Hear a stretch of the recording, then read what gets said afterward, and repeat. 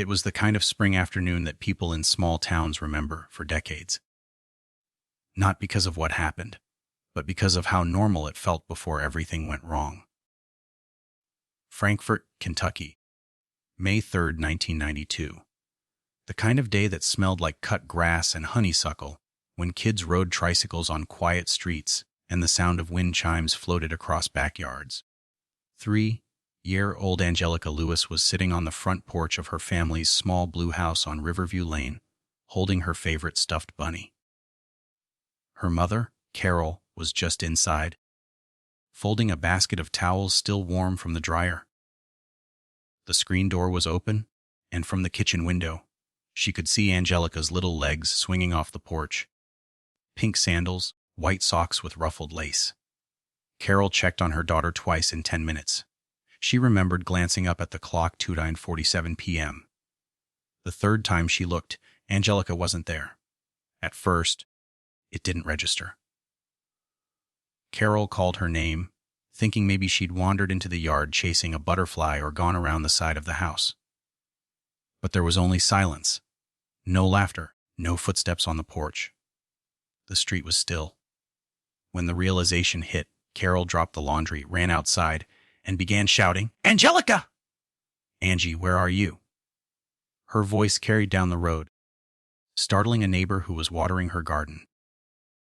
Within minutes, half the block had joined the search, checking behind fences, under porches, and inside garages. But the little girl with the pink sandals had vanished without a sound. By 30:30, the first police car arrived. Within an hour, the scene was chaos. Marked patrol cars, flashing lights, and officers walking shoulder to shoulder through backyards. Detectives roped off the area with yellow tape, while volunteers fanned out along the nearby woods. Search dogs were brought in, their handlers shouting commands as they moved through the thick brush behind the Lewis home, leading toward the tree line that ran along the Kentucky River. At 6:10 p.m., a helicopter circled overhead, its spotlight sweeping across the darkening landscape. The river shimmered below, deceptively calm. Onlookers gathered behind barriers, whispering the same question. How does a child disappear in broad daylight? The search lasted through the night. Officers found no signs of a struggle, no footprints, no dropped toy, not even a broken twig to suggest where Angelica might have gone.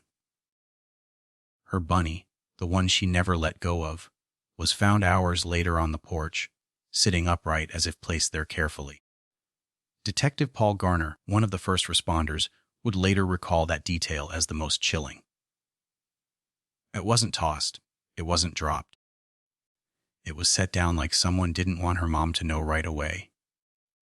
The next morning, police expanded the search area.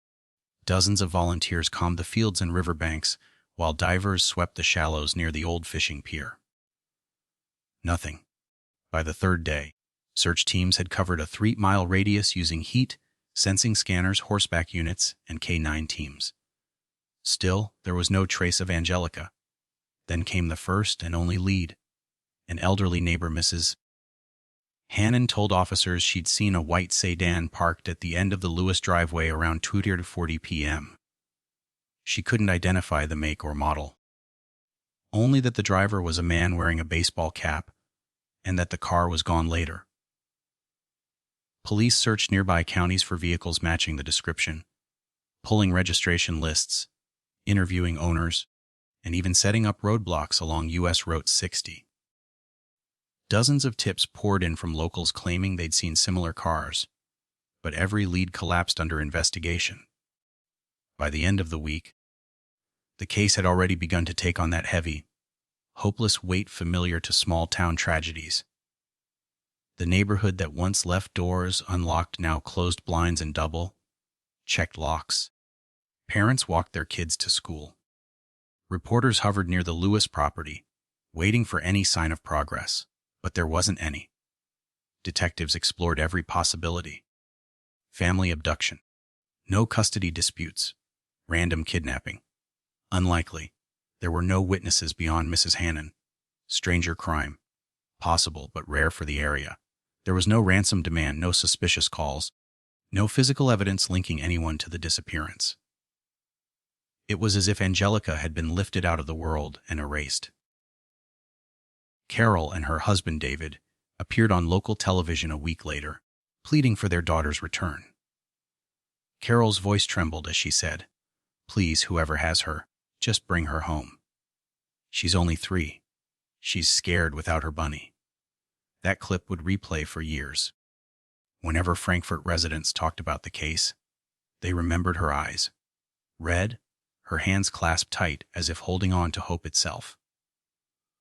For months, the investigation consumed the community.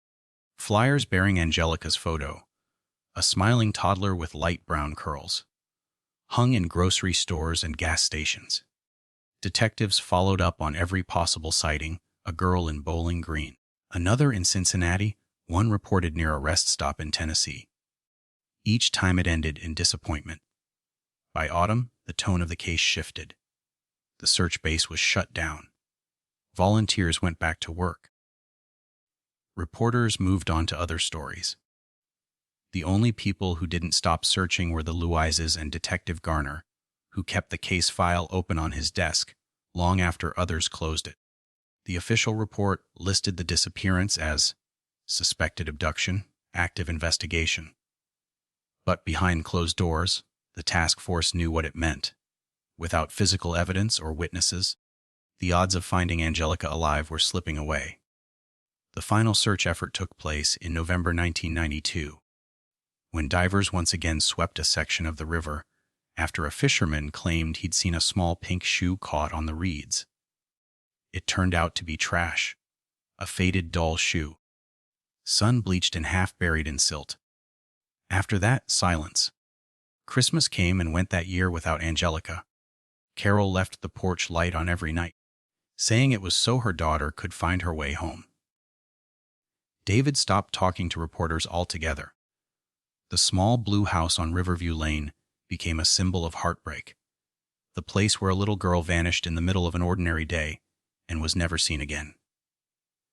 By spring of 1993, the search had officially ended. The Lewis file joined dozens of other unsolved cases in a locked evidence room at the Franklin County Sheriff's Department. Angelica's name appeared once a year on local missing children bulletins, her photo updated through age, progression software. The faces changed, the technology improved, but the outcome never did. And yet, even decades later, investigators would say the case still haunted them. Because from the very beginning, something about it felt incomplete, like a puzzle missing just one piece. There was no scream, no struggle, no trace, just a porch, a stuffed bunny, and a mother who looked away for less than a minute. No one knew it then, but the mystery that began on that quiet street in 1992 would remain buried for more than 2 decades. Until years later, a forgotten box and a single handwritten letter would finally reveal what really happened to little Angelica Lewis. In the months after Angelica disappeared, the Lewis home became quiet in a way that felt unnatural. The toys on the porch never moved again. The flower pots Carol had once tended to began to wilt one by one. The sound of laughter that had once filled the house was replaced by a silence that stretched across years.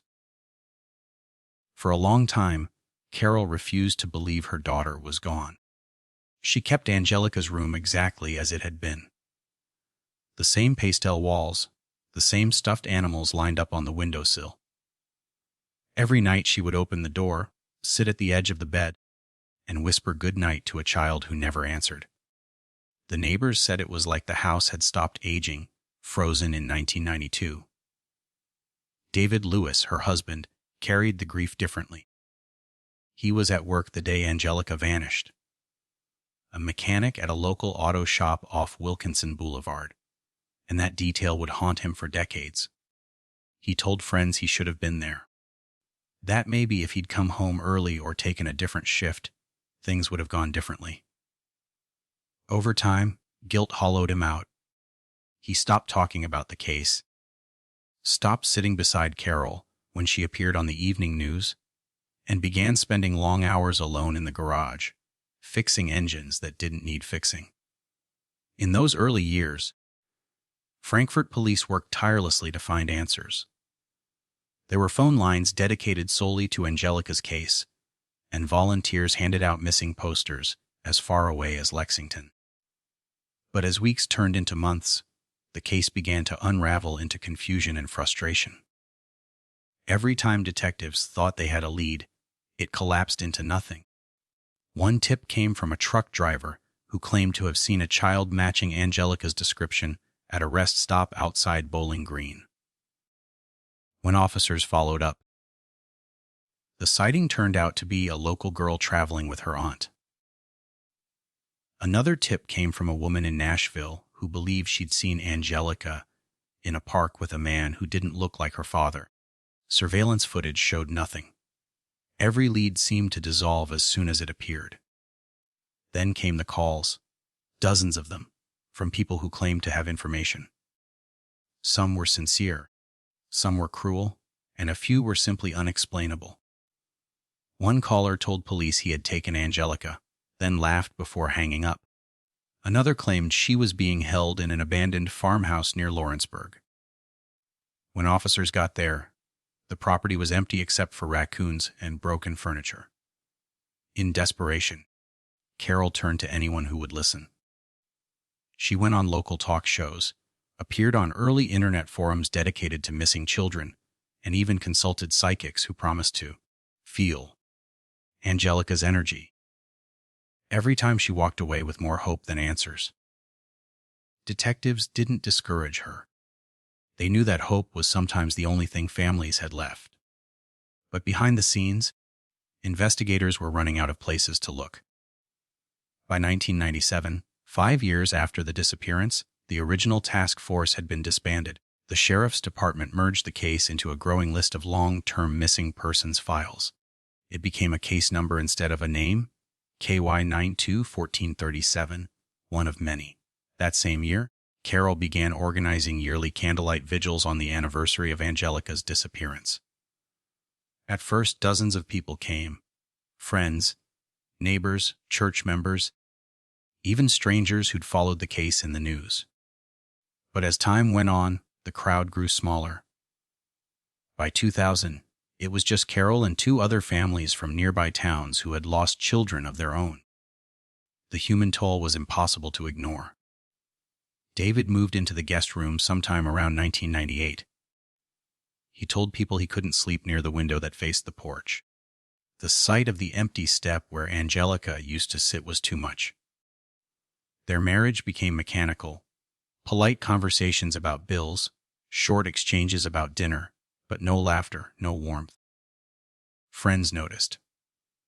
Some said it was like living with 2 ghosts under the same roof. Detectives who revisited the case over the years tried to bring fresh eyes. They re-interviewed neighbors, rechecked the area where the white sedan had allegedly been seen, and even reached out to the FBI's Behavioral Analysis Unit for insight. But nothing changed the central fact. There was no physical evidence, no DNA, no fingerprints, no confirmed sighting. The case was like smoke, visible in memory, impossible to hold. In 2001, a new lead briefly reignited hope. A woman in Ohio reported that a teenage girl had come into her store looking disoriented and barefoot, claiming she didn't know who she was. When shown a photo of Angelica as she might look at 13, the resemblance was uncanny. Detectives drove 6 hours to meet the girl, only to discover she was a runaway from Illinois. The hope that had flickered for a few days went out again, just as quickly. Around that time, a detective named Harold Grant, a young officer newly assigned to the Cold Case Division, began cataloging older files. He remembered seeing the Lewis case in the archive room, stacked between other unsolved disappearances. He'd later admit that it stood out to him because of how thin the file was.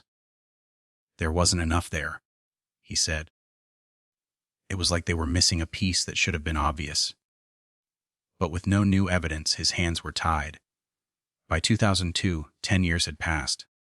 The sheriff's office officially closed the Lewis case as inactive, meaning it could be reopened if new information surfaced, but otherwise it was shelved.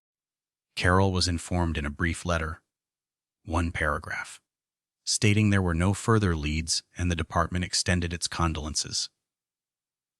She kept that letter folded inside a Bible on her nightstand, reading it whenever she needed to remind herself that Angelica was still somewhere in the world, even if no one knew where. That same year, a new missing children's campaign launched statewide. It featured progressed digital composites of children who had disappeared throughout the 1990s. Angelica's face appeared among them. A computer-generated rendering of what she might look like at 33. Longer hair, older eyes, but the same small smile. Carol said the picture didn't feel like her daughter. They made her older, she told a reporter. But I still see her as 3. That's how she'll always be? As the years stretched on, Angelica's name became a familiar line in small town newspapers, a yearly reminder in the Missing Children of Kentucky section that ran every May. People who had once known the family moved away. The reporters who'd covered the case retired. Even the neighbor who'd claimed to see the white sedan passed away in 2005. Inside the Lewis home, time had stopped. Carol worked part-time at a diner on the edge of town, a job that kept her from thinking too long between shifts. David drifted further into silence. Their marriage eventually ended in an unspoken separation. He left one evening in 2007, leaving behind only a note on the kitchen counter that read, "I can't live in this house anymore." Carol never filed for divorce. She just stopped referring to herself as married. Detectives would occasionally recheck the case, but each review came back the same. No suspects, no physical evidence, no progress. It became one of those names mentioned at conferences as an example of how time can swallow even the most haunting mysteries. And yet through all those silent years, the files stayed in the same drawer, marked by fading ink and rusted staples. Angelica's photograph, the one taken on her 3rd birthday, remained clipped to the front. The little girl with the bright smile and pink sandals, still waiting, in a way, for someone to find her. No one knew it then, but the next time that file would be opened, more than 15 years later, it wouldn't be because of a new lead or witness. It would be because of a simple clerical task, an old detective sorting through forgotten boxes, and a single Polaroid photo that had gone unnoticed for decades. Something was about to resurface quietly, like a voice returning from the past. By 2017, the case of 3-year-old Angelica Lewis had faded into the quiet background of Kentucky's long list of unsolved disappearances. Her name lived mostly in old newspaper archives and cold case databases. Just another statistic from another decade. Inside the Franklin County Sheriff's Department, her file sat buried among hundreds of others in a windowless evidence room where dust gathered on boxes that hadn't been touched in years. That summer, Harold Grant, a retired detective nearing 70, volunteered to help the department digitize its old evidence storage. He'd served over 30 years on the force, long enough to know that most cold cases ended in silence, not answers. Still, he believed in something that many younger detectives had forgotten. Sometimes the smallest, most overlooked details held the truth. He worked methodically, labeling and scanning every file he opened. The boxes were old, some collapsing under their own weight. The handwriting on their labels had faded to pale pencil smudges. Johnson B., 1985. Teller J., 1979. Unidentified, Lake Cumberland. 1988. Then, near the bottom of a leaning stack, he spotted one that caught his eye. The tag read Lewis A., 1992. He remembered the name immediately, the missing girl from Frankfurt. The one whose case had once made headlines across the state. He had never worked the investigation himself, but everyone in law enforcement back then knew the story. 3 years old, vanished from her porch. No trace ever found. He lifted the lid carefully. Inside were plastic evidence sleeves yellowed with age, brittle paper reports, and faded Polaroids. As he sorted through the contents, something slipped out from between two reports. A small photograph, warped and stained from time. It was a Polaroid, the kind you had to shake dry in the 90s. It showed a little girl sitting on the edge of a dirt road beside a rural mailbox. The number painted on the side of the post read 417. The child's face was partly turned away, but she appeared to be about 3 or 4, her head slightly tilted as if distracted by something out of frame. On the back of the photo, written in shaky pen, were 4 words, "Still close to home." Harold sat back in his chair, studying it under the dim fluorescent light. The handwriting was odd, uneven, almost hurried, like someone trying not to be recognized. The note wasn't dated, but the film type suggested it was from the early 90s. He checked the case file.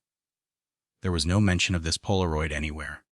Curious, he flipped through the old evidence log sheets until he found an entry dated June 1994, 2 years after Angelica disappeared. It referenced an anonymous envelope received by the sheriff's department, addressed simply to Missing Persons Unit. The envelope had contained a Polaroid photo, no letter, no return address. A clerk had apparently forwarded it to the records division, where it was supposed to be logged and processed. But somewhere in the chain of custody, it had been misplaced. The record showed no follow-up, no analysis, no indication that any detective had ever seen it. A clerical oversight. One small, forgotten detail buried under decades of paperwork. Harold studied the image again. The landscape behind the child was unmistakably rural Kentucky. Rolling hills, low brush, a wooden fence stretching into the distance. He noticed something else. The mailbox wasn't attached to a house. It stood alone on a dirt pole, off with no structure visible nearby. He zoomed in on the scanned version, looking for any identifying features. A tree line, a power pole, anything that might help locate it. He opened the original property maps from the 1992 investigation. Back then, search teams had covered a 5-mile radius from the Lewis residence on Riverview Lane, but no property with the number 417 appeared anywhere in that range. It didn't make sense. The number clearly existed, but where? That phrase on the back, "still close to home," lingered in his mind long after he left the office that day. Most anonymous tips were vague or sensational, but this one felt different. It wasn't boasting. It wasn't mocking. It sounded like someone confessing or hinting, but with restraint. The next morning, Harold pulled the full Lewis case file from the archive and brought it to his desk. It was heavier than he expected. Nearly 400 pages of reports, transcripts, and witness statements. The early entries detailed the search efforts, the white sedan sighting, the interviews with neighbors. Later pages grew sparse. Just annual updates, each stamped. No new leads. He read through it for hours. The deeper he went, the more it felt like reading a story that had stopped mid-sentence. He found the old property search maps again, and this time he noticed something others might have missed. There was a Route 407 listed in the area, a county access road that had been renamed in the early 2000s after flood damage destroyed several homes along the river. It wasn't a house number at all. It was a route marker. Still close to home. The words clicked in his mind. What if the photo wasn't pointing to a property, but to a location? What if the sender was trying to tell investigators that Angelica was still nearby? Close to the river, close to where she'd vanished. He began pulling old topographical maps, overlaying them with the original search grid. The Lewis residence sat just over a mile from the Kentucky River, near an area locals used to call Willow Bend. Route 417, before the renaming, had run parallel to the water line before looping toward a dead-end field. It had been abandoned for decades after a flood washed out part of the road. That name, Willow Bend, came up in the file too. It had been one of the first areas searched in 1992. Crews had spent 3 days there but found nothing. After the initial sweep, it was ruled out and never revisited. Harold leaned back in his chair, uneasy. It was possible the photo had nothing to do with the case. Anonymous mail wasn't uncommon in missing child investigations. People sent fake photos, false tips, even cruel pranks. But this image had sat unnoticed in an evidence box for over 20 years.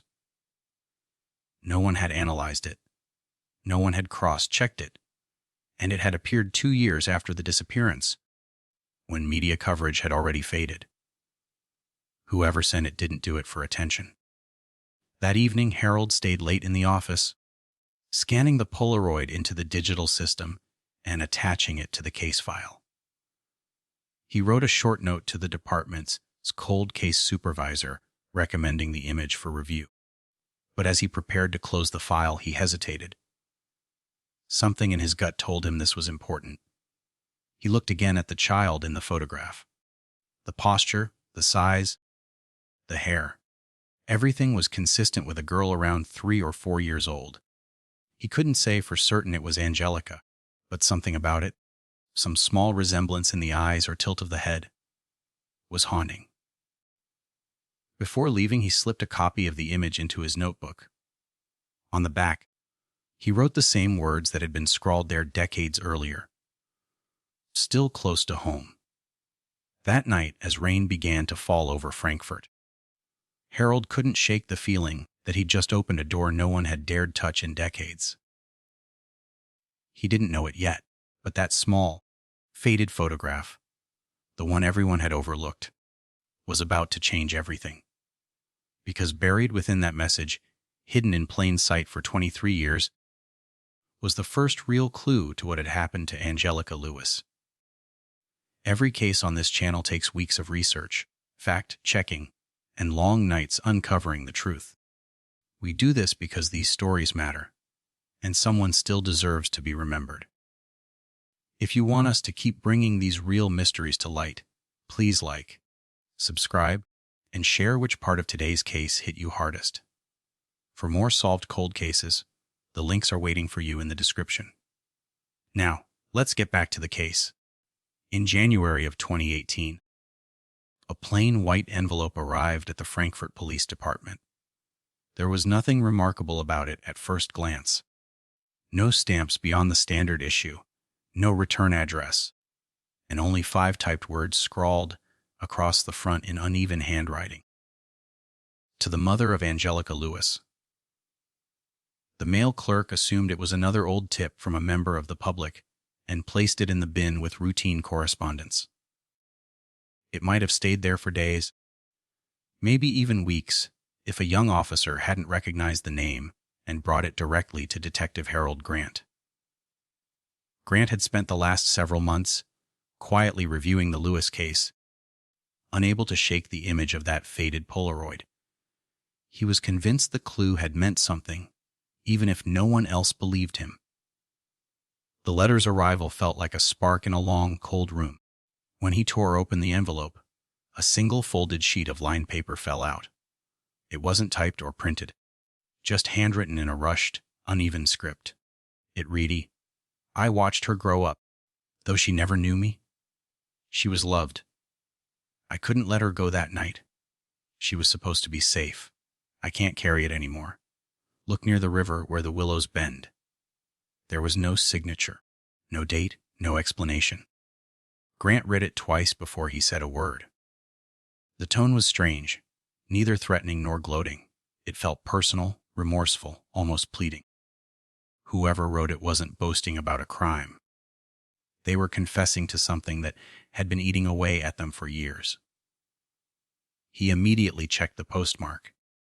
It had been mailed from Nashville, Tennessee, less than 2 weeks earlier. He sent the envelope to the state forensic lab for analysis. The results came back within days. The paper and ink were modern, manufactured no earlier than 2015. That meant the writer wasn't someone recounting an old rumor or hoax. They were alive and had written it recently. Grant's mind turned to the line that stood out most. "Look near the river where the willows bend." It wasn't just poetic phrasing. It was geography. The phrase mirrored something in the old case files, something from the early search maps. In 1992, part of the investigation, had focused near a riverside area locals called Willow Bend, a curving stretch of land along the Kentucky River where search teams had combed through heavy brush and shallow water in the days after Angelica's disappearance. Nothing had been found back then, and after flood damage years later, the area had become overgrown and virtually inaccessible. Now, more than 2 decades later, someone was pointing police right back to it. The department held a meeting the following morning. Grant laid the letter on the table under a clear evidence sleeve and explained his findings.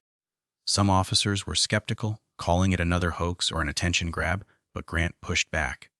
The Polaroid from 1994 and the letter from 2018, both anonymous, both referencing being close to home, both hinting at the river, felt too connected to dismiss. Permission was granted for a limited search. Grant assembled a small team of officers, a forensic analyst, and 2 cadaver dog handlers. On a cold morning in late January, they drove out toward the river's edge where the old Willow Bend Trail used to be.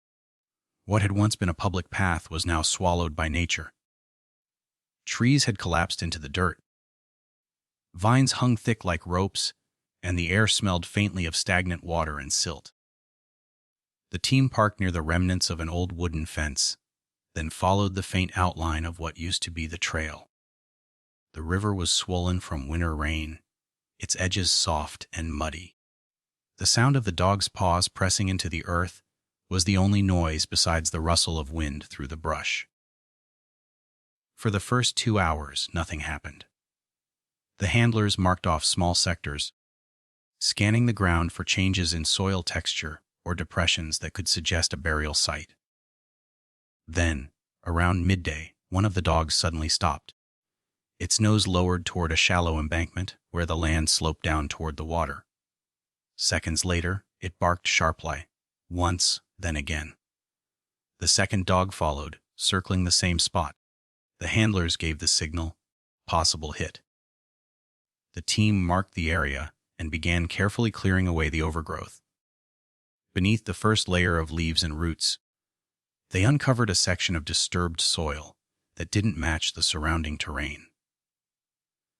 The dirt was compacted and darker, like it had been sealed off from the air for years. They radioed for forensic support. Within the hour, crime scene technicians arrived with excavation tools and a portable canopy.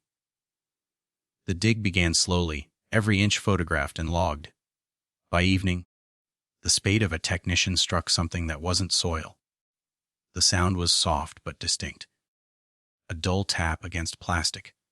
They uncovered a large sheet of thick plastic, the kind used for construction or insulation, wrapped tightly and buried several feet deep. When they peeled back the top layer, the unmistakable shape of a human form appeared beneath. The scene went silent. The remains were fragile but remarkably preserved. The river mud, thick with silt and low in oxygen, had sealed the ground like a natural tomb. Forensic technicians worked late into the night, collecting samples and photographing every angle before carefully transferring the remains into evidence containers. When the results came back days later, the confirmation hit like a wave across the department. The DNA was a match Angelica Lewis.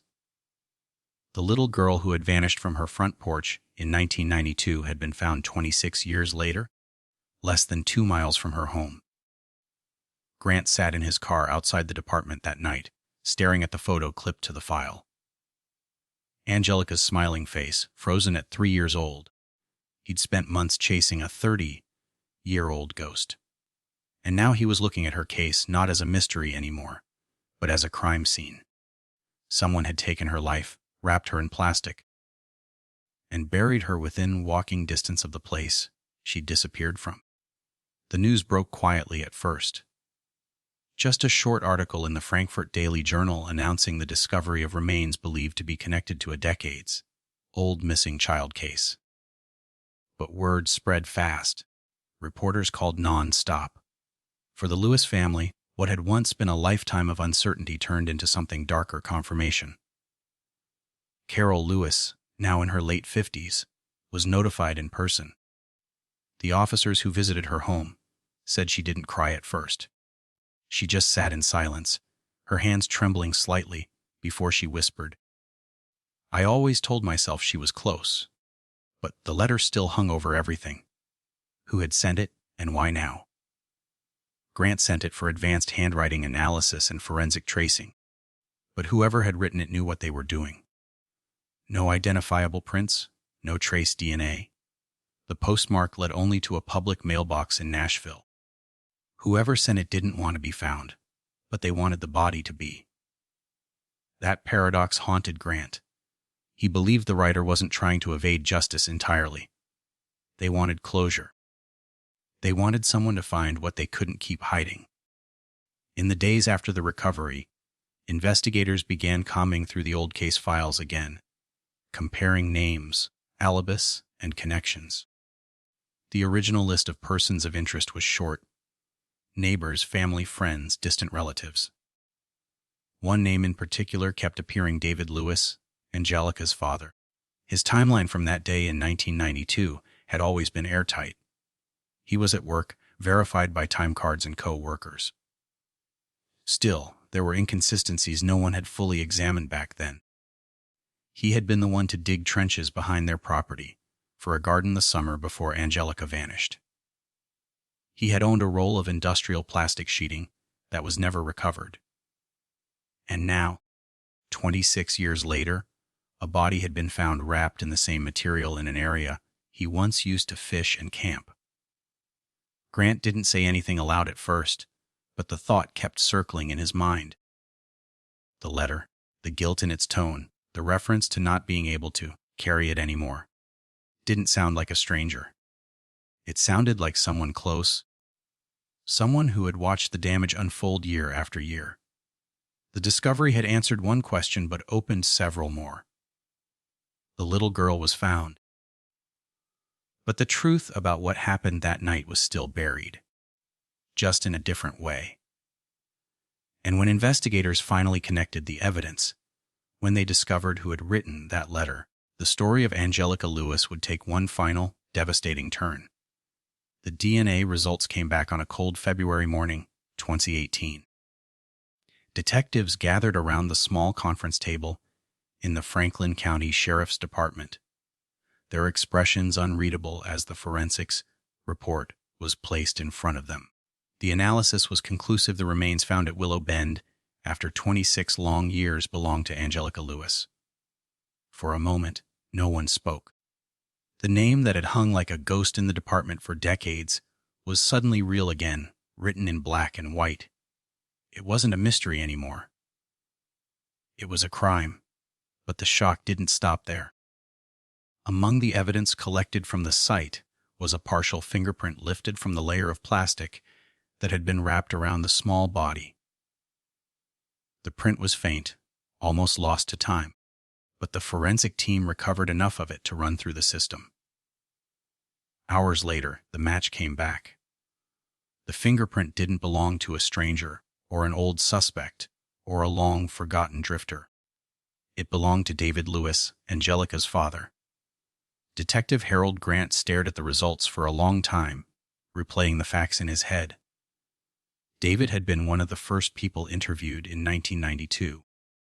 He'd been at work the day his daughter disappeared. His alibi had checked out. He'd helped organize search parties, appeared on television beside his wife, pleading for the safe return of their child. In the eyes of everyone who knew him, he was a father destroyed by tragedy. Now, suddenly the evidence said something else entirely. Grant reopened the file that afternoon, spreading every old photograph, transcript, and map across the table. He started from the beginning. Angelica's disappearance, the timeline of that day, the neighbors' statements. Nothing about the case had ever added up cleanly. The lack of physical evidence, the neatly staged scene, even the stuffed bunny left upright on the porch. All of it had felt just a little too deliberate.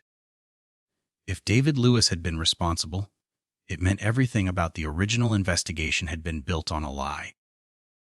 Detectives began quietly retracing his life. They spoke to former co-workers from the auto shop, now older and retired, and the picture they painted was far different from the devoted family man everyone had seen on camera. Back in 1991, a year before Angelica vanished, David had been drowning in gambling debt, frequenting underground poker games, borrowing money from people who didn't forgive easily. There had been rumors of threats, late-night phone calls, and tension at home. Neighbors recalled hearing arguments between David and Carol in the weeks before the disappearance. One remembered him yelling about starting over. Another said he'd talked about moving somewhere new and leaving the mess behind. But no one thought much of it then. Families argued. People said things they didn't mean. When the old financial records were subpoenaed, the debt became undeniable. David had taken out multiple payday loans in 1991, each one larger than the last. By early 1992, his accounts were nearly empty and he was behind on mortgage payments. He had told friends he was trying to figure things out. Investigators began building a timeline of that spring. On the day Angelica disappeared, David had clocked in at work at 7:58 a.m. and clocked out just before 3:00 p.m. A schedule that left a small window of unaccounted time between leaving work and arriving home. The drive between the auto shop and the Lewis residence was only 15 minutes. In the original investigation, that gap hadn't seemed important. Now it was everything. Detectives brought him in for questioning. At first, David denied everything. He looked older now, gray hair, deep lines on his face, a man worn down by years of silence. He listened as they read the forensic report aloud. The words, "Fingerprint match confirmed." His hands trembled slightly on the table, but he kept his voice steady, insisting there had to be a mistake. But when confronted with the photograph of the plastic sheeting, the compositional match to the material once used in his old workshop, and the fingerprint that placed him at the burial site, something inside him began to fracture. He put his head in his hands and for a long moment said nothing. Then, in a low voice, he told them what really happened. It had been an argument. Something small. Something he couldn't even remember how it started. Carol had left for the store, and Angelica had spilled something. A cup of paint water from the porch steps. He'd been under pressure, angry, exhausted from the debt, the fear of losing everything. He said he'd snapped. The next part came out in broken fragments. Shouting, the sound of her crying, a push, and then silence. He claimed it was an accident, that he panicked, that he didn't mean for it to happen. But what he described next wasn't the act of a man in shock. It was the methodical decision of someone covering up the truth. He wrapped Angelica's body in plastic from his garage, placed her in his truck, and drove toward the river. He'd known the area since childhood, had fished there dozens of times. The place he chose to bury her, beneath the willows, wasn't random. It was a secluded spot only locals knew, and the ground near the riverbank was soft, easy to dig. Afterward, he returned home, placed her stuffed bunny neatly on the porch, and called 911 to report his daughter missing. He confessed that in the days that followed, while police searched the woods and helicopters circled overhead, he joined the volunteers and cried on camera, because he thought that's what a grieving father was supposed to do. When asked about the letter that arrived in 2018, David shook his head and said it wasn't him. That letter, as it turned out, had been written by his sister, Marianne Lewis, a woman who had distanced herself from the family decades earlier. Detectives tracked her down in Tennessee. She was 62, living quietly outside Nashville, and when shown the photograph of the Polaroid, she broke down almost immediately. She told investigators that David had come to her in 1993, a year after the disappearance, during what she called a breakdown. He had confessed everything to her in tears, begging her not to tell anyone. She'd kept his secret all those years, believing the truth would destroy what was left of their family. But as she got older, the guilt became unbearable. When she saw news about the county's cold case digitization program in 2017, she realized the case might be looked at again, and she decided to send the letter. She wrote it anonymously, never expecting anyone to find the body. She just wanted to give Carol closure before she died. When detectives confronted David with his sister's statement, he didn't argue. He just nodded, quietly, crying into his hands. He signed a written confession that night. For Carol Lewis, the truth shattered what little peace she'd built over the years. The man she'd defended for decades, the man she'd mourned with, had been the one responsible all along. When asked later how she processed it, she said, "I always thought I'd been living with grief. I didn't realize it was betrayal." The confession closed one of Frankfurt's oldest cold cases, but the aftermath left deep scars. David Lewis was arrested and charged with manslaughter and evidence tampering. In his statement to the court, he called it a mistake I've been paying for every day since it happened. The truth, however, was much heavier than that. Because the story of Angelica's disappearance had never been about a stranger or a monster lurking in the dark. It had been about something far more ordinary and far more devastating, a moment of anger, a secret buried by guilt, and a family torn apart by the weight of both. But even after the confession, one mystery still lingered, the haunting words written on that old Polaroid, still close to home. The message had been literal, yes, but it was also something more, a reminder that sometimes the truth isn't hidden in the shadows at all. It's right there, buried quietly beneath the surface, waiting for someone brave enough to uncover it.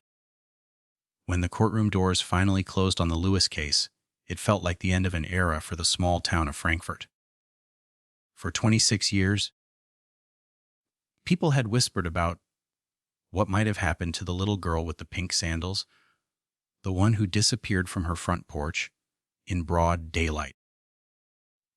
The discovery of Angelica's remains and her father's confession had finally brought the truth to light. But for the people who had lived through it, especially for Carol Lewis, it didn't feel like closure. It felt like loss all over again. David Lewis was sentenced to 35 years in prison for manslaughter and evidence tampering. In the courtroom, he didn't look defiant or angry. He looked empty. When the judge read the verdict, he stared straight ahead, his face pale, his hands clasped tightly as though holding on to something only he could see. Carol sat behind him, not in the family section, but in the back row, away from the cameras. Reporters described her as composed, but those who saw her up close said she looked like someone who'd already cried every tear she had. In her first and only interview after the trial, Carol's voice trembled when she said, "I kept every birthday card, every missing poster, every anniversary notice. I just never expected the truth to come from a letter." She held the piece of paper as she spoke. The same handwritten note that had arrived in the mail that January. The one that had finally led to the discovery of her daughter's remains. She said she didn't hate the person who wrote it. "Whoever sent that letter did what I prayed for. They gave my daughter a voice again." The letter had come from Marianne Lewis, David's estranged sister. She hadn't set foot in Kentucky for nearly 2 decades. When investigators contacted her in Tennessee, she admitted she'd written it after years of carrying her brother's secret. She said she didn't do it out of anger, but out of guilt, because she couldn't stand knowing that a child's grave was still hidden while people prayed for answers. "I thought it might destroy what was left of the family," she told police. "But then I realized there wasn't really a family left to destroy." In the weeks after the confession, Carol's home became a museum of memory. The walls were lined with fading photos and newspaper clippings, the air thick with the scent of old paper and flowers. On the table by the window sat a box she had kept sealed for years. Inside were Angelica's favorite things: her bunny, a pair of tiny sandals, and the missing posters that had once been stapled to telephone poles all over town. She opened that box for the first time in decades the night before David's sentencing. She said it wasn't anger that made her do it. It was finality. Reporters who revisited the story in 2019 called it one of the most haunting cold case resolutions in Kentucky's history. It wasn't just because of how it ended, but because of how ordinary it began. There were no strangers lurking in the shadows, no mysterious kidnappers, just a father who made an irreversible mistake and a family that carried the weight of that silence for nearly 3 decades. Detective Harold Grant, who had uncovered the Polaroid that reignited the case, later said that what struck him most wasn't the violence of the act, but the quiet of the years that followed. Everyone kept living around a secret, he said. The mother, the sister, even the community. Everyone was moving forward, but the truth was sitting there, buried near a riverbank, the whole time. For him, the moment that stayed burned in his mind wasn't the discovery of the body or the confession. It was the detail that tied it all together. The number painted on the mailbox in the Polaroid. 47 seen. For months, no one could figure out what it meant. But during the final stages of the investigation, county records revealed that before the flood of 1998, an old mile marker, 407, had stood less than 50 feet from the exact spot where Angelica was buried. The number hadn't been a house. It hadn't been random. It was a map. A message pointing quite literally to where she had been close to home. That realization haunted Grant. It meant that whoever took that Polaroid, most likely David himself, had memorialized the place where he left his daughter, marking it with the same cold precision as a gravestone. It also meant that Marianne, when she found the photo years later among her brother's belongings, had probably known exactly what it meant, and chose to send it back to the one place where it might finally matter. After the sentencing, Grant visited the river one last time. He said he wanted to understand what kind of man could come to a place like that and bury his own child. The air was still that day, the willows bending low over the water, just like in the letter. Standing there, he said, you could almost imagine hearing the echoes of search teams from decades before, calling Angelica's name into the trees. Carol never went back to Willow Bend. She said it wasn't where her daughter was anymore. Instead, she had a memorial stone placed in the small cemetery near her church, engraved with Angelica's full name and the dates that bookended a life far too short. Beneath the inscription were 4 words of her own choosing, still close to home. That spring, she invited the few remaining friends who had stood by her through the years to a quiet service. There were no cameras, no speeches. Just a handful of people and a mother who had waited half a lifetime to say goodbye. She placed flowers at the base of the memorial and then unfolded a small frame she had brought with her. Inside was the letter, the one that had started everything, the one that ended it. She set it beside the stone, her hands trembling slightly as she whispered, "No, I know." The story of Angelica Lewis faded from the headlines after that, but in Frankfurt it never really left. People still point to the old river road, the one that used to lead down to Willow Bend, and talk about how long the truth can stay buried before it finally finds its way back. Detective Grant retired later that year. The last case file he closed before leaving the department was Angelica's. He wrote just 3 words in the final summary line: recovered, confirmed, remembered. In the end, the mystery of the letter, the Polaroid, and the number 417 all led back to the same truth: that sometimes justice doesn't arrive through evidence or luck, but through guilt, through the conscience of someone who can no longer live with silence. For 26 years, the Lewis family had lived in the shadow of a lie. And it wasn't a stranger's letter that finally set them free. It was the weight of truth, carried across decades, until someone found the courage to speak it aloud. And on that quiet afternoon at the cemetery, with sunlight filtering through the trees and the wind moving softly through the grass, it felt as though Angelica's story had finally found its ending. Not a perfect one, not a peaceful one, but a true one.